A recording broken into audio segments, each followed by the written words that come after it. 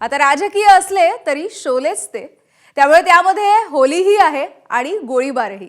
प्रचार आणखी रंगात येईल तसतशा आणखी काही फैरी देखील झडतील, आणखी चिखलफेक होईल. पण आज काहीतरी भलतंच घडलंय. मैत्रीपूर्ण लढत असं म्हणता म्हणता अजितदादांनी पिंपरीमध्ये चक्क भाजपवरच गोळ्या झाडल्यात. बरं, एवढ्यावरच ते थांबले नाहीत, तर आरोपांचा बॉम्ब वर्षाव हा देखील त्यांनी केलेला आहे. आपण ज्या साईड कारमध्ये बसून हा हल्लाबोल करतोय त्या बाईकचा ड्रायव्हर भाजप आहे याचा कदाचित अजितदादांना काहीसा विसर पडलाय की काय, की मग नव्या राजकारणाची चाहूल याची चर्चा आता सध्या सुरू झाली आहे. भ्रष्टाचारी राक्षकांचं दहन करण्यासाठी आम्ही हे सगळ्या निवडणुकीच्या मैदानात उतरलेलो आहे. आम्ही सत्तेचा उत्माद होऊन दिला नाही, माज होऊन दिला नाही. आता सत्तेची मस्ती, नशा आणि माज झालेला आहे आणि त्यामुळे ह्या सगळ्या घटना घडतायत. राज्यातील कोणाचाही वचक राहिलेला नाहीये. त्यामुळे शहरामध्ये लुटारू गँग तयार झालेली आहे. मधी कुत्र्यांची नसबंदी काढली, भटक्या कुत्र्यांची. हे असलं भ्रष्टाचार चाललेला. तुमचा कदाचित विश्वास बसणार नाही, पण हे उपमुख्यमंत्री अजित पवारच आहेत आणि ते घणाघाती टीका करतायत सरकारमधील मित्रपक्ष असलेल्या भाजपवर. कारण अखेर ती वेळ आली आहे. अजित पवार आणि शरद पवार भाजप विरोधात एक झालेत.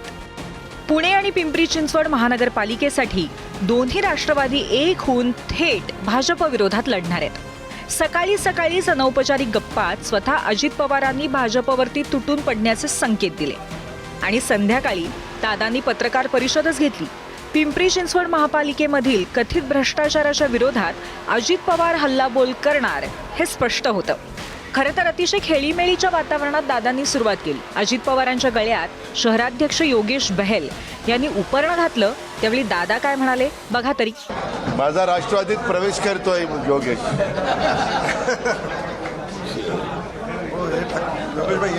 त्यानंतर दादांनी धडाधड गिअर बदलले. आधी शरद पवारांची स्तुती केली. राष्ट्रवादीने 1992 ते 2017 दरम्यान पुणे पिंपरी चिंचवडचा कसा कायापालट केला याचा पाढाच वाचला. 92ची त्यावेळेसची पिंपरी चिंचवड महानगरपालिका, नंतर 5 वर्षात आम्ही भर घातली 97ला, मग 5 वर्षात भर घातली 2002ला, परत 5 वर्षात 2007ला, परत 5 वर्षात 2012ला, परत 5 वर्षात 2017ला. 17ला मात्र देश पातळीवर नरेंद्र मोदी साहेबांची जबरदस्त लाट आली आणि त्याच्यातून माझ्यातले पण अनेक सहकारी ज्यांना मी संधी दिली होती, पदं दिलेली होती, ते माझ्यापासून बाजूला गेले. त्यानंतर दादांनी पिंपरी चिंचवडमध्ये आधी ज्यांची सत्ता होती त्या भाजपला थेट अंगावर घ्यायला सुरुवात केली. भाजपच्या स्थानिक आमदार आणि पदाधिकाऱ्यांवरती गंभीर आरोप करत दादांनी प्रचाराचा धुरळा सुडवून दिला. मधी कुत्र्यांची नसबंदी काढली, भटक्या कुत्र्यांची, आणि त्याच्यामध्ये 5 वर्षात 43,680 कुत्र्यांवर नसबंदी केल्याचा दावा केला आणि लॉकडाऊनच्या काळात सर्व काही बंद असताना देखील 7,145 कुत्र्यावर नसबंदी केल्याचा दावा केला. 71 लाख रुपये नसबंदीवर त्या ठिकाणी बिलं अदा केली. आता तुम्ही मला सांगा, जर एवढं झालं होतं तर यावर्षी ऑक्टोबर महिन्याच्या अखेरपर्यंत पिंपरी चिंचवडमध्ये कुत्रे चावण्याची संख्या नागरिकांची 20,000 लोकांना कुत्री चावली आणि मग नसबंदी गेलेली कुत्री गेलं कुठं आणि कुठं पिल्लं काय झाली कुठं कसं. हे जे काही चाललंय, अक्षरशः आतापर्यंत 1,70,000हून अधिक लोकांना कुत्रे चावल्याच्या घटना घडल्यात. पत्रकार मित्रांनो, ही कोर्टाने पण ही सिरियसली घेतलं. इथल्या आपल्या कुत्र्यांच्या बाबतीत नाही, इन जनरल. मी आता खरं, तुम्ही हसताय राव, मी खरं सांगतो, इन जनरल जे काही चाललेलं आहे त्याच्याबद्दल. पण कशात पण त्या नसबंदीत पण पैसे खायचे, काय मिळेल तिथं पैसे खायचे. हे असलं भ्रष्टाचार चाललेला, असलं धुलाई आपल्या महानगरपालिकेची चाललेली. आता वेगवेगळ्या ठिकाणी देखील तू फॉर्म काढ, तुला हे करू, तुला ते करू, वगैरे वगैरे सगळे प्रकार चालले.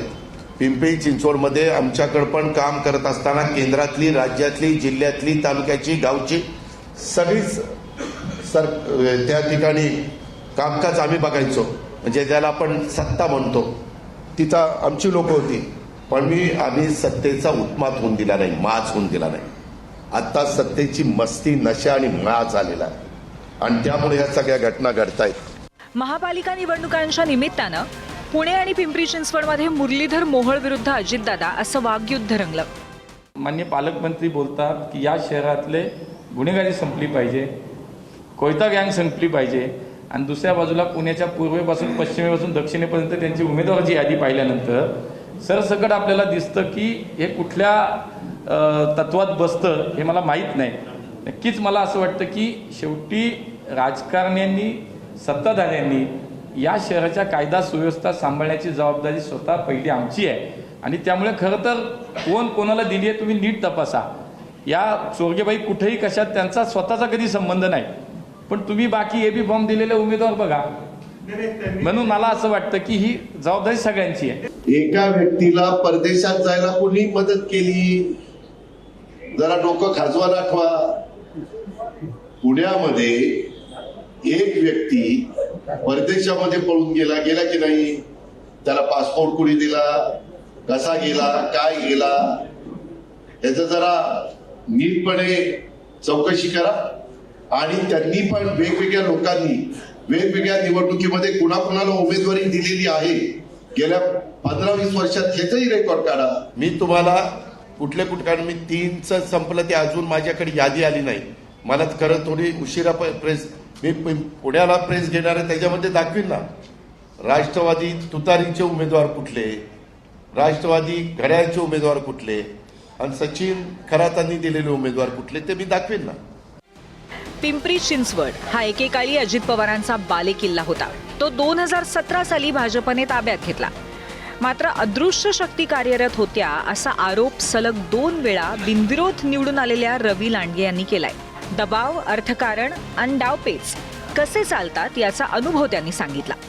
अदृश्य विरोध खूप जास्त असतो. तो अदृश्य विरोध तुम्हाला ओळखावा लागतो. तो विरोध प्रशासकीय असू शकतो किंवा नकारात्मक भावनातून निर्माण झालेला असतो. त्याच्यावर तुम्हाला मात करावी लागते आणि त्याच्यानंतर तुम्ही होऊ शकता. माझ्यासमोर आम आदमी पार्टी पुरस्कृत एक प्रसाद ताटे म्हणून उमेदवार होते. ते आमच्याच प्रभागात पूर्वी राहत होते, आता बाहेरगावी राहतात. परंतु प्रसाद ताटेंनी स्वतः येऊन मला पाठिंबा दिला आणि ते कैलासवासी अंकुश भाऊ लांडगे यांच्या विचारांशीच प्रेरित आहेत. त्यांनी स्पष्टपणे सांगितलं, मी ओबीसी मधून लढलो नसतो किंवा फॉर्म भरला नसता जर रवी भाऊ ओबीसीत असते तर. त्यांनी स्वतःहून माघार घेतली, पाठिंबा दिला. तिकडे पुण्यात दोन्ही राष्ट्रवादी काँग्रेसची आघाडी झाल्याचं जाहीर करण्यात आलंय. तर शरद पवारांच्या राष्ट्रवादीने 90 उमेदवारांना एबी फॉर्म दिले होते. त्यातल्या कुणी किती जागांवर माघार घेतलीये याचं चित्र स्पष्ट होतंय. आमच्या पक्षाच्या वतीने विशाल तांबे, मी, मनाली भिलारे, रवींद्र माळवदकर, उदय माले अशा काही प्रमुखांनी दादांची भेट घेतली. काही जागांवरती आमची चर्चा झाली. काही जागा वादग्रस्त होत्या, त्या वादग्रस्तवरती चर्चा होऊन सामोपचाराने ते सगळा तिढा मिटलेला आहे आणि बऱ्यापैकी आमचं आता या ठिकाणी जागा वाटप झालेलं आहे. अजितदादांनी पिंपरी चिंचवडमध्ये पहिला घाव घातलाय, लढाईला तोंड फोडलंय. आता त्याला भाजप तितक्याच प्रखरपणे उत्तर देणार का? दादांच्या राष्ट्रवादीच्या कारभारावर कठोर टीका करणार का? दादांच्या आरोपांनी उत्तर देणार का? हे येत्या काही तासात कळेलच. वारं ज्या वेगाने वाहतंय ते बघता पुणे आणि पिंपरी चिंचवडमध्ये भाजप आणि राष्ट्रवादीमध्ये निकराची लढाई होणार ही गोष्ट 16 आणि खरी आहे.